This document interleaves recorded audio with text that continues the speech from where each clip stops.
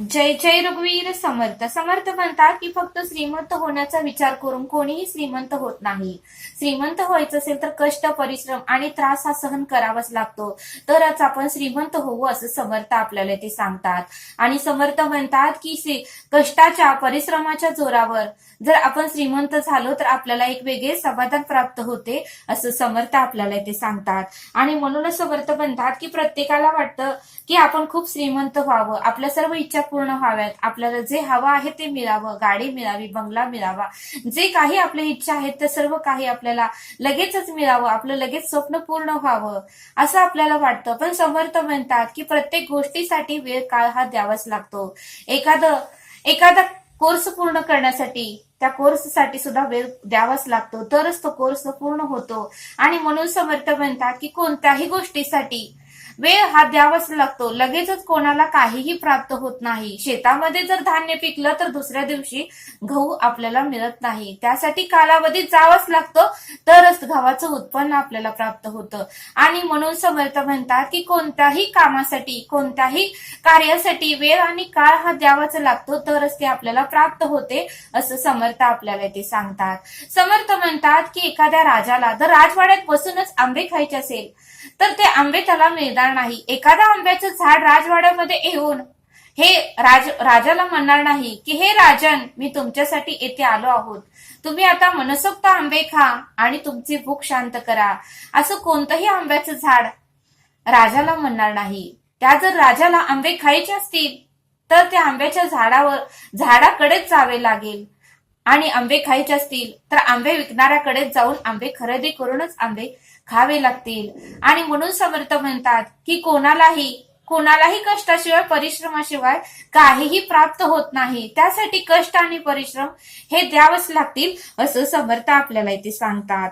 आणि समर्थ म्हणतात की आपले अस्तित्व निर्माण करण्यासाठी बऱ्याच गोष्टीचा आपल्याला त्याग करावा लागतो. आपले देह पूर्ण होण्यासाठी बऱ्याच गोष्टीचा त्याग करावा लागतो. सहजासहजी कोणतीही गोष्ट प्राप्त होत नाही. आणि आपलं स्वप्न पूर्ण करण्यासाठी भरपूर वेळ आणि काळ द्यावा लागतो. त्यासाठी आपल्या इच्छा, आकांक्षा, आपलं जे काही आवड निवड आहे त्या सर्वांचा आपल्याला त्याग करावा लागतो, तरच ती गोष्ट आपल्याला प्राप्त होते असं समर्थ आपल्याला इथे सांगतात. समर्थ म्हणतात की नशिबाची चाकरी करण्यापेक्षा कर्तृत्वाला आपल्या हाताखाली बाळगावं, आयुष्य आपल्याला जास्त सुंदर वाटल असं समर्थ म्हणतात. भविष्याचे चित्र काढण्यापेक्षा वर्तमानातील चित्र पूर्ण करावं, आयुष्य हे आपल्याला जास्त सुंदर वाटतं असं समर्थ म्हणतात. आणि कायमच मागण्या करण्यापेक्षा कधीतरी काहीतरी इतरांनाही देऊन पाहावं, कायमच मागण्या करण्यापेक्षा, कायमच इतरांची आशा करण्यापेक्षा, कायमच इतरांवर जबाबदारी राहण्यापेक्षा कधीतरी काहीतरी इतरांनाही देऊन पाहावं. बघा म्हणले समर्थ, आतून आपल्याला खूप छान वाटेल, खूप समाधान वाटेल.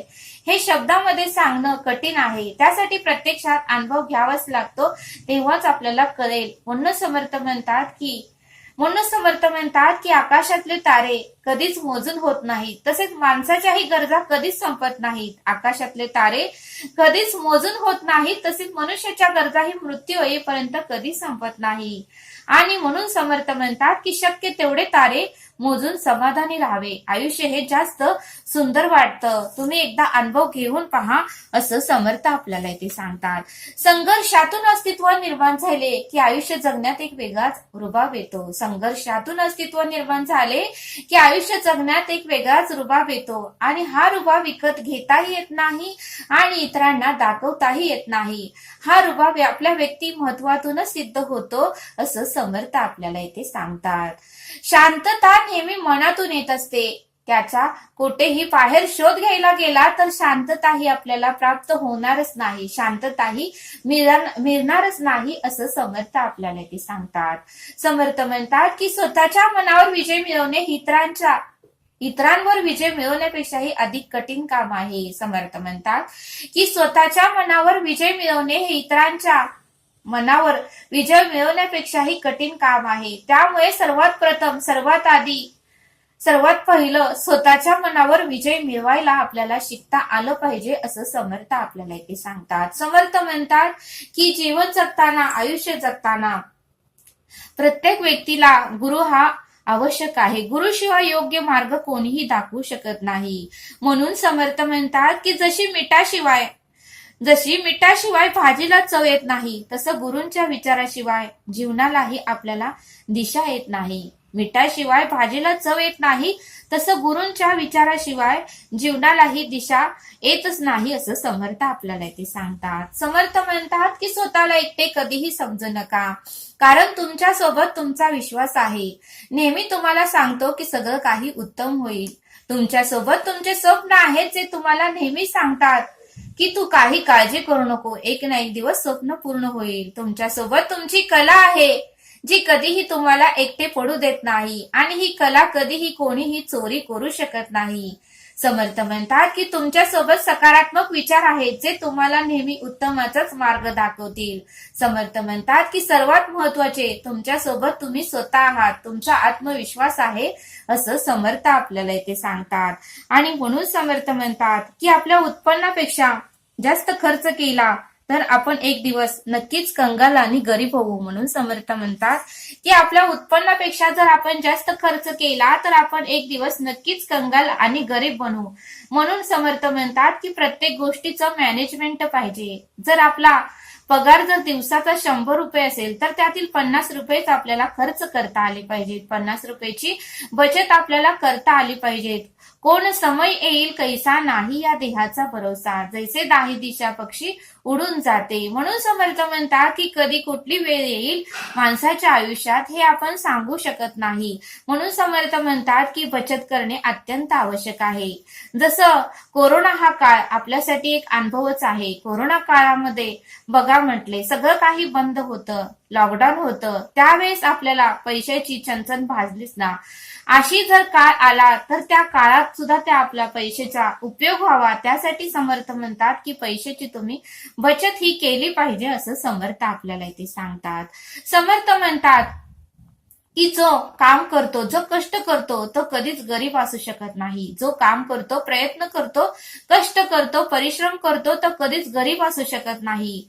जो नेहमी ईश्वराच्या स्मरणात असतात त्यांना पाप कधीही स्पर्श करत नाही. जो नेहमी ईश्वराच्या स्मरणात असतात त्यांना पाप कधीही स्पर्श करत नाही. आणि जे नेहमी मौन पाळतात, कमी बोलतात, ते कधीही कोणाच्याही भांडणामध्ये सहभागी होत नाही, तसं समर्थ आपल्याला ते सांगतात. आणि जे नेहमी जागृत असतात ते नेहमी निर्भयी असतात. जे नेहमी आयुष्यामध्ये जागृत असतात ते नेहमी निर्भयी असतात, असं समर्थ आपल्याला इथे सांगतात. समर्थ म्हणतात की शब्द हे पण भोजन आहे. प्रत्येक शब्दाला स्वतःची अशी एक चव असते. म्हणून समर्थ म्हणतात की बोलण्यापूर्वी तुमचे शब्द चाकून पहा. जर ते तुम्हाला नाही आवडले तर इतरांनाही तुम्ही ते वाढू नका, कारण जर आपल्यालाच आवडत नसेल तर इतरांना ते कसे आवडतील. आणि त्यामुळेच आपल्या शब्दामुळेच इतराच्या अंतःकरणाला धक्का लागेल अशी वर्तणूक करूच नका. म्हणून समर्थ म्हणतात की शब्दामुळे एखाद्याचं अंतःकरणही दुखवलं जातं, त्यामुळे शब्दाचा वापर हा जपून करा. आपल्याला जे शब्द आवडतात ते शब्द इतरांसाठीही तुम्ही वापरा, असं समर्थ आपल्याला इथे सांगतात. समर्थ म्हणतात की ज्ञान सर्वात चांगला मित्र आहे, कारण शिक्षणापुढे तारुण्य आणि सौंदर्य दोन्ही कमजोरच आहेत. ज्ञान हा आपला सर्वात चांगला मित्र आहे. शिक्षणापुढे तारुण्य आणि सौंदर्य दोन्ही कमजोर आहेत. तारुण्य आणि सौंदर्य कालांतराने नष्ट होणार आहे, पण ज्ञान आणि शिक्षण कधीही नष्ट होत नाही, असं समर्थ आपल्याला ते सांगतात. समर्थ म्हणतात की नियती म्हणजे केवळ योगायोग नाही. नियती म्हणजे केवळ योगायोग नाही, ती प्रत्येक व्यक्तीला अडचणीतून बाहेर पडण्यासाठी अनेक पर्याय तयार करून ठेवत असते. ती प्रत्येक व्यक्तीला अडचणीतून बाहेर पडण्यासाठी अनेक पर्याय तयार करून ठेवत असते. बुद्धिमान मनुष्य त्या पर्यायांना ओळखून त्यातून योग्य पर्याय निवडतो. म्हणून समर्थ म्हणतात की बुद्धिमान मनुष्य त्या पर्यायांना ओळखून त्यातून योग्य पर्याय निवडतो, पण सर्व काही नशिबावर सोडणारी व्यक्ती मात्र सदैव दुःखी आणि कष्टच भोगत असते. पण सर्व काही नशिबावर सोडणारी व्यक्ती सदैव दुःख आणि कष्टच भोगत असते. आणि म्हणून समर्थ म्हणतात की नियती म्हणजे केवळ योगायोग नाही, ती प्रत्येक व्यक्तीला अडचणीतून बाहेर पडण्यासाठी अनेक पर्याय तयार करून ठेवतच असते, असं समर्थ आपल्याला ती सांगतात. समर्थ आपल्याला एक बोध देतात. एकदा आश्रमामध्ये एका व्यक्तीने गाय दान केली होती. त्यावेळेस शिष्याने गुरुदेवांना सांगितलं की गुरुदेव, आश्रमामध्ये एकाने गाय दान केली आहे. त्यावेळेस गुरुदेव म्हणाले, ठीक आहे, बरं झालं, आपल्या सर्वांना दूध प्यायला मिळेल. आणि नंतर मात्र तो शिष्य आनंदाने त्या गायीची सेवा करू लागला.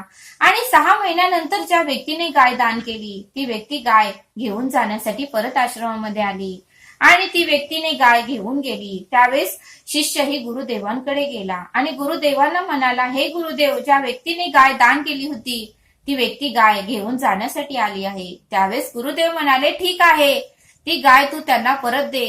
जे काही आपल्याला त्या शेण काढण्यापासून आणि चारा टाकण्यापासून तर मुक्ती मिळाली. त्यावेळेस शिष्यही गेला आणि ती गाय त्या व्यक्तीला देऊन परत गुरुदेवांकडे आला आणि गुरुदेवांना म्हणाला, हे गुरुदेव, मला एका प्रश्नाचं उत्तर पडलं आहे. ज्यावेळेस गाय आली त्यावेळेसही तुम्ही आनंदात होता, ज्यावेळेस गाय गेली त्यावेळेसही तुम्ही आनंदात आहात, याचं उत्तर मला सांगा. त्यावेळेस गुरुदेव म्हणाले, परिस्थिती आपल्या हातात नसते, परिस्थिती आपण बदलू शकत नाही. ती गाय ही जबरदस्तीने आपण ठेवू शकलो नसतो. परिस्थिती बदलली नाही तर आपली मनस्थिती तर आपण नक्कीच बदलू शकतो. कारण ज्या दिवशी गाय आली त्या दिवशी आपल्याला उत्पन्न मिळालं, गाईचं दूध मिळालं, गाईची सेवा करायची एक संधी मिळाली. पण ज्या दिवशी ती गाय ज्या व्यक्तीची होती त्या व्यक्तीने घेऊन गेली त्या दिवशीही आपल्याला शेण काढण्यापासून मुक्ती मिळाली, गायला आंघोळ घालण्यापासून मुक्ती मिळाली, गायला चारा टाकण्यापासून मुक्ती मिळाली. असा आपण विचार केला तर आपलं मन आनंदी आणि प्रसन्न राहतं. त्यावेळेस शिष्याला गुरुदेवांचं म्हणणं पटलं. म्हणून समर्थ म्हणतात की परिस्थिती बदलली नाही तर आपली मनस्थिती तर आपल्याला बदलता आली पाहिजे, असं समर्थांनी सांगितलं. तरी आता आपण येथेच थांबूया. धन्यवाद. जय सद्गुरू.